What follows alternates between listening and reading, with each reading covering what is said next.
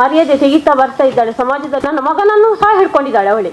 ನಾನು ಪ್ರಫುಲ್ಲ ನಾಯ್ಕ ಅಂತ ಹೇಳಿ ಇದು ಮೂಡಬಿದ್ರೆಯಿಂದ ಬಂದಿದ್ದೇನೆ. ನಿನ್ನೆ ನಡೆದಂತಹ ಪೊಲೀಸ್ ಇನ್ಸ್ಪೆಕ್ಟರ್ ಸಂದೇಶರ ವಿರುದ್ಧ ಹಲವು ಸುಳ್ಳು ಆರೋಪಗಳು ಕೇಳಿ ಬರುತ್ತಿದ್ದು, ಇದು ಮಾಡಿದ ವ್ಯಕ್ತಿ ಬೇರೆ ಯಾರು ಅಲ್ಲ, ನನ್ನ ಸ್ವಂತ ಸಹೋದರಿಯಾದ ಸುಮತಿ ನಾಯ್ಕ. ಇವರ ನಡವಳಿಕೆ ಸರಿಯೇನಿಲ್ಲ. ಇವಳು ನಮ್ಮ ಮರ್ಯಾದೆ ತೆಗಿತಾ ಬರ್ತಾ ಇದ್ದಾಳೆ ಸಮಾಜದಲ್ಲಿ. ಬದುಕಲು ನನಗೆ ತುಂಬಾ ಕಷ್ಟವಾಗುತ್ತಿದೆ. ಈ ಸಂದೇಶದ ವಿರುದ್ಧ ಇವಳು ಸುಳ್ಳು ಆರೋಪಗಳನ್ನು ನಿಜವಾಗಿ ಇದು ಸುಳ್ಳಾಗಿದೆ.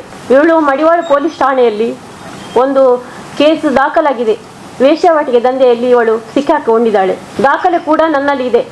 ಇವಳು ಒಂದು ಕಾರ್ಕಳದಲ್ಲಿ ಪ್ರವೀಣ್ ಪಿಂಟೋ ಎಂಬ ವ್ಯಕ್ತಿಗೆ ಚಪ್ಪಲಿಂದ ಹೊಡೆದು ಗೌರ್ಮೆಂಟ್ ಹಾಸ್ಪಿಟಲ್ ಅಲ್ಲಿ ಅಡ್ಮಿಟ್ ಆಗಿ ಸರ್ಟಿಫಿಕೇಟ್ ಅನ್ನು ಹಿಡ್ಕೊಂಡು ಆ ವ್ಯಕ್ತಿ ನನಗೆ ಹೊಡೆದಿದ್ದಾರೆ, ಮಾನನಷ್ಟ ಕೇಸ್ ಹಾಕಿ ಅವರ ಕೈಯಿಂದ 3 ಲಕ್ಷ ರೂಪಾಯಿಯನ್ನು ತೆಗೆದುಕೊಂಡಿದ್ದಾಳೆ.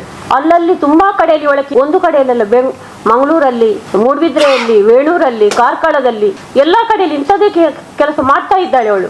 ವಿಷಯ ಏನಂದ್ರೆ, ಈ ಇನ್ಸ್ಪೆಕ್ಟರ್ ವಿರುದ್ಧ ಯಾಕೆ ಹೀಗೆ ಮಾಡ್ತಾಳೆ ಅಂದ್ರೆ, ನಮ್ಮ ಕೌಟುಂಬಿಕ ಕಲಹ ನನ್ನ ಮತ್ತು ಗಂಡನ ವಿರುದ್ಧ ಒಂದು ಕಂಪ್ಲೇಂಟ್ ಸ್ಟೇಷನ್ ಅಲ್ಲಿ ಆಗಿತ್ತು ಮೂಡಬಿದ್ರೆಯಲ್ಲಿ. 1 ವರ್ಷದಿಂದ ಅವರನ್ನು ಅಧಿಕಾರದಿಂದ ಕೆಳಗೆ ಇಳಿಸಬೇಕು ಅಂತ ಹಠದಿಂದ ಅವಳು ಹೀಗೆಲ್ಲ ಮಾಡ್ತಿದ್ದಾಳೆ.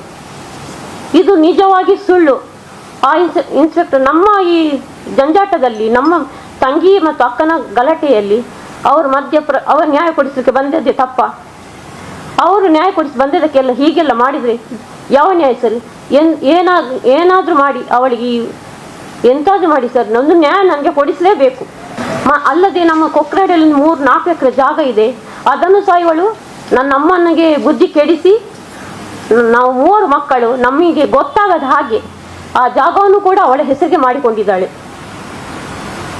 ಎಲ್ಲ ಹಾಗೆ ಅವಳಿಗೆ ನನ್ನಲ್ಲಿ ಈಗ ಈ ಜಾಗಕ್ಕೆ ಬರ್ತಾಳೆ ಅಂತ ನನ್ನ ಮಗನನ್ನು ಸಹ ಹಿಡ್ಕೊಂಡಿದ್ದಾಳೆ ಅವಳೆ.